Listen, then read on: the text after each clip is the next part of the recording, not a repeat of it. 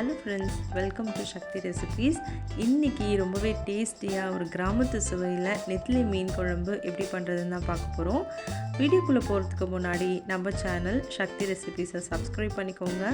கூடவே பக்கத்தில் இருக்கிற பெல் ஐக்கானையும் கிளிக் பண்ணிக்கோங்க. வாங்க இந்த நெத்திலி மீன் குழம்பு எப்படி செய்யறதுன்னு பார்க்கலாம். பொதுவாக மீன் குழம்பு செய்கிறதுக்கு நம்ம மண் பாத்திரத்தில் செஞ்சால் ரொம்பவே டேஸ்ட் அதிகமாக இருக்கும். இன்றைக்கி ரொம்பவே டேஸ்டியான மீன் குழம்பு நம்ம மண் பாத்திரத்தை வச்சு தான் செய்ய போகிறோம். வாங்க எப்படி செய்கிறதுன்னு பார்க்கலாம். ஃபஸ்ட்டு இந்த ரெசிபி பண்ணுறதுக்கு ஸ்டவ் ஆன் பண்ணிவிட்டு இந்த மாதிரி ஒரு மண் பாத்திரம் அப்படின்னா ஒரு கடாய் எடுத்துக்கோங்க. இதில் ஒரு 3லேருந்து 4 டேபிள் ஸ்பூன் நல்லெண்ணெய் ஆட் பண்ணிக்கலாம். எண்ணெய் நல்லா காஞ்சதும் இது கூடவே கடுகு சீரகம் ஆட் பண்ணிக்கோங்க. கடுகு சீரகம் நல்லா பொரிஞ்சதும் இது கூடவே கொஞ்சமாக வெந்தயம், நான் 1 டேபிள் ஸ்பூன் ஆட் பண்ணியிருக்கேன். 1 டேபிள் ஸ்பூன் வெந்தயம் ஆட் பண்ணிக்கோங்க. வெந்தயம் நல்லா பொரியணும். இது கலர் நல்லா கோல்டன் கலரில் சேஞ்ச் ஆகணும். இந்த ஸ்டேஜில் நம்ம சின்ன சின்னதாக கட் பண்ணி வச்சுருக்க சின்ன வெங்காயத்தையும் ஆட் பண்ணிக்கலாம். இந்த மாதிரி ரெசிபி பண்ணுறதுக்கு நம்ம சின்ன வெங்காயம் ஆட் பண்ணி செஞ்சோம் அப்படின்னா கிரேவி ரொம்பவே டேஸ்டியாக இருக்கும். வத்த குழம்பு, மீன் குழம்புக்கெல்லாம் சின்ன வெங்காயம் ரொம்பவே டேஸ்ட்டு கொடுக்கும், உடம்புக்கும் ரொம்ப நல்லது. இது கூடவே கொஞ்சமாக ஃப்ளேவருக்காக கறிவேப்பிலையும் ஆட் பண்ணிக்கலாம். ஆட் பண்ணிவிட்டு இது நல்ல கலர் சேஞ்ச் ஆகிற வரைக்கும் இதை நல்லா வதக்கி எடுத்துக்கலாம்.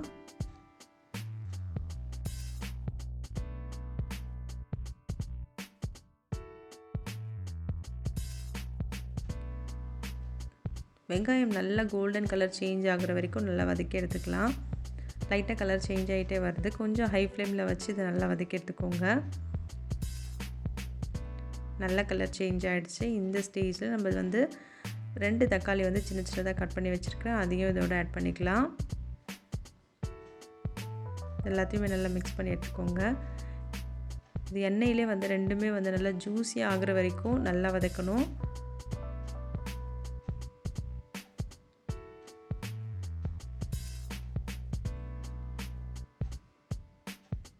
இது கூடவே கொஞ்சமாக நம்ம இந்த மீன் குழம்புக்கு ஏற்ற மாதிரி கொஞ்சமாக சால்ட் ஆட் பண்ணிக்கோங்க. ஆட் பண்ணிவிட்டு இது எல்லாத்தையும் மிக்ஸ் பண்ணி எடுத்துக்கோங்க. இன்னும் நல்லா கலர் சேஞ்ச் ஆகணும். ப்ளஸ் இது நல்லா வதங்கணும். அப்போ தான் ரொம்பவே டேஸ்டியாக இருக்கும்.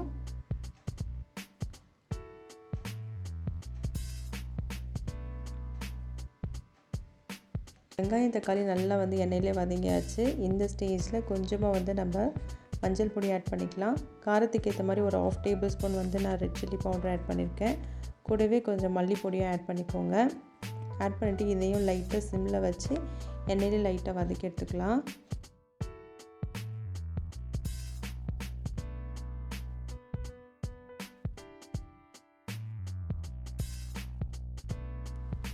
இதெல்லாமே நல்லா வதங்கிடுச்சு. இந்த ஸ்டேஜில் ஒரு 1.5 கப் அளவு புளி தண்ணி ஆட் பண்ணிக்கோங்க.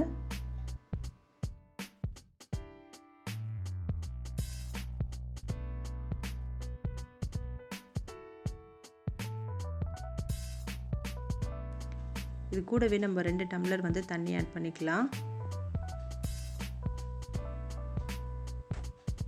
ஆட் பண்ணிவிட்டு இது எல்லாத்தையுமே நல்லா மிக்ஸ் பண்ணி எடுத்துக்கோங்க. நல்லா திக்கான கன்சிஸ்டன்சி வர அளவுக்கு இதை நம்ம மூடி போட்டு அப்படியே ஒரு 10 to 15 மினிட்ஸ் அப்படியே விட்டுடணும். கொஞ்சம் மீடியம் ஃப்ளேமில் இதை அப்படியே விட்டுடலாம்.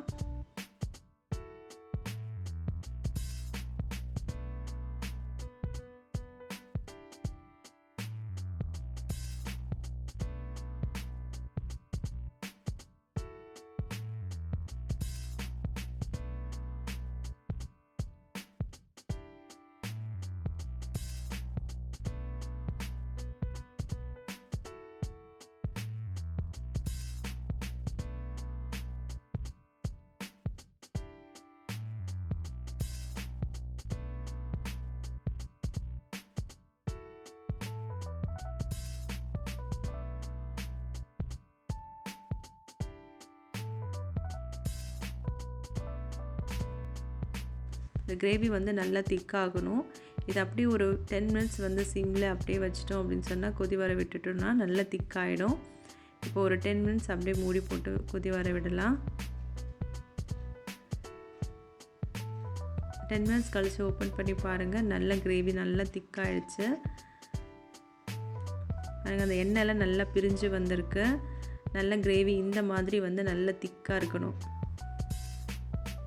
திக்காக இருக்குது. இந்த ஸ்டேஜில் நம்ம வந்து உப்பு காரம் எல்லாம் கரெக்டாக இருக்கான்னு செக் பண்ணிவிட்டு தான் நம்ம ஃபிஷ் ஆட் பண்ணணும். பாருங்கள் நல்லாவே திக்காக இருக்குது. இன்றைக்கி வந்து நம்ம நெத்திலி மீன் தான் ஆட் பண்ண போகிறோம். உப்பு கொஞ்சம் மஞ்சள் இதெல்லாம் போட்டு நல்லா க்ளீன் பண்ணி இந்த மாதிரி எடுத்து வச்சுக்கலாம். நம்ம மஞ்சள் போட்டு க்ளீன் பண்ணும்போது அந்த ஸ்மெல் வந்து ரொம்ப அதிகமாக வராது. நம்ம கிரேவிலையும் மஞ்சள் ஆட் பண்ணியிருக்கிறதுனால மேக்ஸிமம் வந்து ஸ்மெல் எதுவுமே இருக்காது. இந்த மாதிரி வந்து நல்லா க்ளீன் பண்ணியிருக்கிற மீனை வந்து இந்த கிரேவியோடு ஆட் பண்ணிக்கலாம்.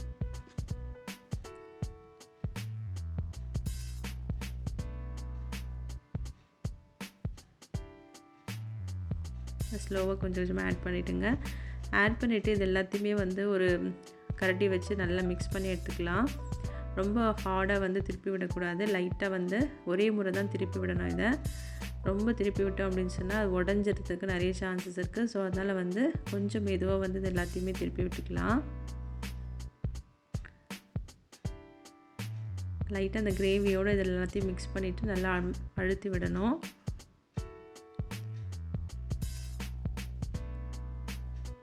எல்லாத்தையும் மிக்ஸ் பண்ணியாச்சு. இந்த ஸ்டேஜில் ஒரு பிளேட் அப்படிலாம் வந்து மூடி போட்டு நம்ம அப்படியே மூடி வச்சிடலாம். ஒரு 5 to 7 மினிட்ஸில் வந்து இந்த மீன் வந்து நல்லா வெந்துடும். இந்த ஸ்டேஜில் கறிவேப்பிலை மேலே வந்து தூவி விட்டுக்கலாம். ஒரு 5 to 7 மினிட்ஸில் வந்து இந்த நெத்திலி மீன் அழகாக வெந்துடும். பாருங்கள் இது ஆல்மோஸ்ட் இது ரெடி ஆகிடுச்சு. இந்த ஸ்டேஜில் நம்ம கேஸ் ஆஃப் பண்ணிக்கலாம். இது அப்படியே ஒரு 1/2 அன் ஹவர் மூடி போட்டு அப்படியே விட்டுருங்க.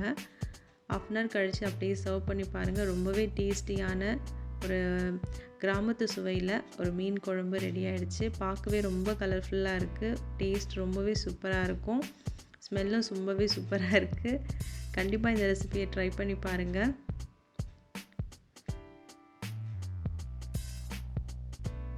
இது வந்து ரைஸ்க்கு, தோசைக்கு, இட்லிக்கு ரொம்பவே டேஸ்டியாக இருக்கும்.